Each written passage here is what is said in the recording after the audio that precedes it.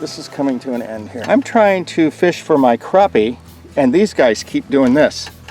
So, I need to switch gears here. We'd much rather be doing this, but because the last two fish I've caught have been green fish, we're now gonna go do some of this. Again, that water, it's in the low 50, it's 51, 52. That water is 52.4, 52.7.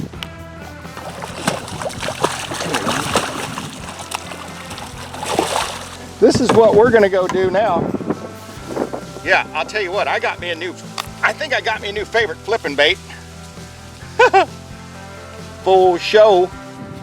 I came out the other day and that wind was blowing me all over the place, and like I told you, I found that bag of Pacas. I found a bag of big ones too. I went back home that night and I started rummaging around, and I found a bag of these. And I found some with black with red flake and all that, but whatever. This is my guy right here. I love that Okeechobee craw. We're gonna do something with that. We'll see what happens. And I still got my goofy little 3/16 lead weight on there. You know, of course I retied, but hey man, that stuff's a lot cheaper than tungsten.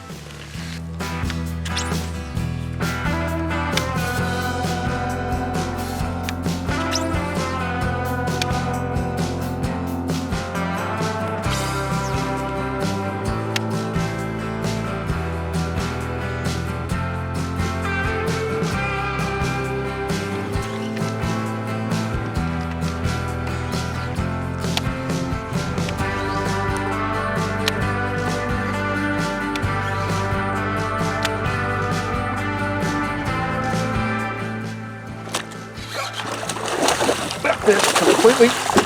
Oh, that's a good one too. Look at that big one. Look at that big one. Look at that big one right there. That's a big one. Look at the measles on it. That fish has got tattoos. I'm gonna pull her out here. We got to talk about this. I wonder who the tattoo artist is for this bass. Look at that. Look at these markings on this bass. I tell you what. We'll get into that. I got me an old, brand new favorite flipping bait right there. That Paca Craw. That's the big one too. Yep. There was a guy from Maud, Texas. His name is Bill Pirtle, one of the just most outstanding bass fishermen in the state of Texas. And he told me about the Paca Craw the year that they came out, and I didn't do any research. I don't know what year that was, but Bill Pirtle is the one that put me on the Paca Craw 15, 20 years ago. I don't know. It was a long, long time ago. Played with it and then moved on from it. And I'm starting to move back to it. It's like everything else, right? You just go full circle. You start right here and you do this, you do this, you do this, you do this, and guess what? You're back at the beginning again, and that's about where I'm at.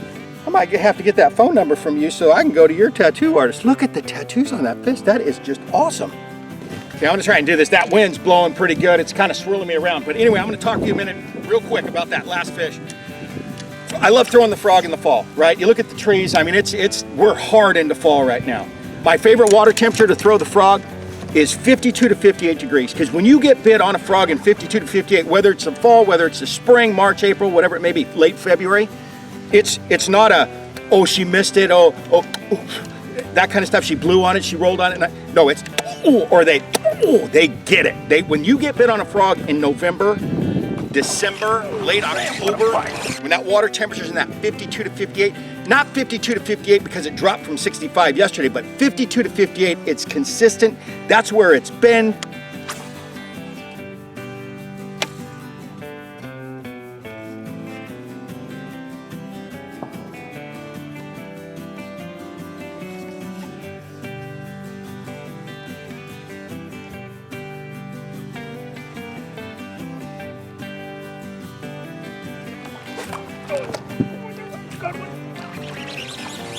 There's a good one. For a week or two, it's stabilized, then 52 to 58, you can get some awesome froggy bites. So don't ever put that thing away. But you got to fish it at the right tempo, like I did on that last spot. And I'm going to let that thing run in real time to show you the way I like to fish that frog, and on a key spot where there has got to be a bass there. That is a bass condo if I ever saw one. Before I leave it, then I'm going to go ahead and pitch this guy in there too. I mean, that's what I did. I was just getting ready to leave that last spot, threw the frog in there, dead sticked it, walk, stop, and then a little, I just wanted to roll. I wanted to do something, just movement. I'm looking for stuff on the surface. I'm looking for a boil, a swirl, whatever. Didn't happen. But before I moved the line, I was gonna move the line, let me grab the flipping stick, pitch it in there. Of course, Bobby's punching stick. And and then, you know, it's down there, lift, pressure, give her the bad news, all right?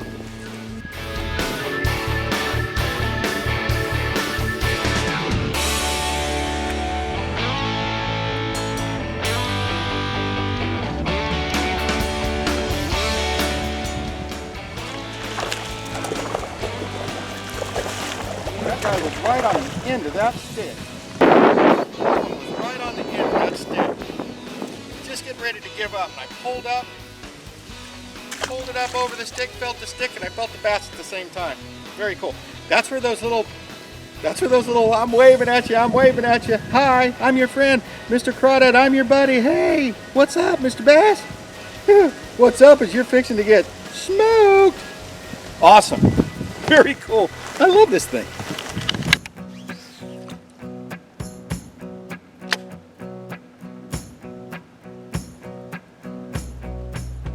Oh, there's a bump. That was awesome. That was awesome. Oh my goodness. Look at that crazy fish. Come here, you. That's a beautiful bass.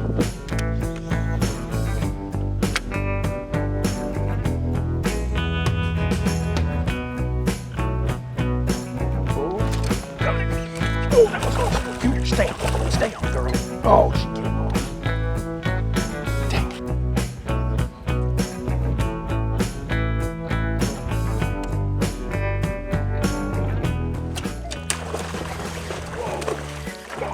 Big one. Oh my goodness, that's a giant. Oh, jeez. Oh, that's a big one. That's a big one. That was so cool. So this is what we're doing here. Yeah, we're doing the jig. We're kind of building on our program from the other day, right? Paca Craw, good in dirty water. Jig, I love a jig. And you catch big ones. That's a great. Oh, I hope that camera was on. Yeah, I think it was. I don't want any material to rob the water that's going to be flowing through the claws on this thing. Okay, so I'm gonna kind of shrink, and I don't want any of that loose rubber from the strands to just restrict claw movement at all. So what I'm going to do is I'm just going to cut this guy down. I'm gonna cut the length of it, and then I'm gonna kind of 50-50 the skirt on this guy, and the front part, that top front of the jig, I'm gonna really shrink that guy up. Okay, so now I've got the bulk of the jig. Okay, I love that, and then I got this sweetheart right here, and I'm just gonna put that guy up about halfway up the body, and then I'm going to come out there. Okay, I'm going to push all the strands of skirt out of the way, and then I'm going to cover up that keeper that holds that paca on there. Now I have got just a little dynamite little bait right there. Little bait that the biggest fish in the pond will eat. Totally cool. Man, that looks good. Golly, I'm glad I'm not 3.5 pounds in green with a black stripe down the side, because I would have that for lunch.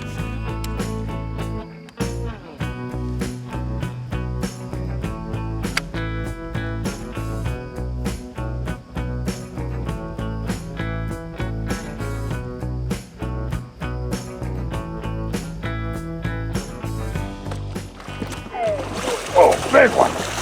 Big one. Boy, did she come get that. Boy, look at that one right there. Oh, jeez. Look at that one right there, Mr. 4D Jig. Boy, oh boy, look at that thing. Okay, confession time. Look at that one. What's he got in his nose there? That's a 4D jig right there. My buddy Mike said, hey man, I make some jigs. You need to try my jigs out. I said, maybe I do. Hey, Mike, send me a few more. That's a 1/2 ounce 4D jig right there, black and blue. I ain't spent much time fishing with that jig. I'm kind of impressed with it. It's got a nice big hook in it. Look at the belly on that bass. Mike, thank you very much. You know, today was just an absolutely awesome day. Called an audible about halfway through the day. This is what I really wanted to do. This is what I love to do. I'd rather do this than fish for black bass. But when my crappie aren't biting too good, and they, you know, it's that time of the year, water temperatures in the low 50s, mid 50s, you know, depending on what time of the day you're fishing. It's time for the jig. Put your favorite crawdad trailer on the back of that thing. Black and blue in the dirty water. If the water's got a little more stain to it, you know, your watermelon reds, your brown and reds, and then of course if it's got some clarity or just about any watercolor, you can go with a green pumpkin. You know, and as a reminder, I got Bobby's punching stick right here. This is what I do all my time. I punch with it, I flip with it, I pitch with it. 65 braid, 50 braid if I'm downsizing, the water's real clear, and 100-pound braid when I'm punching. But this guy right here, 7'10", just a tremendous amount of horsepower. It's got the full cork handle. It's got 11 inches of cork right here. Absolutely awesome stick. I'm old school, love the cork. I don't like the split grip. I don't like the foam. Gotta have the cork, man. It just feels right, you know what I'm saying? And the color scheme is absolutely beautiful. And Tackle Tech, Bobby's punching rod. So I'm signing out from Northeast Texas. Bobby Barrack's back to class on YouTube.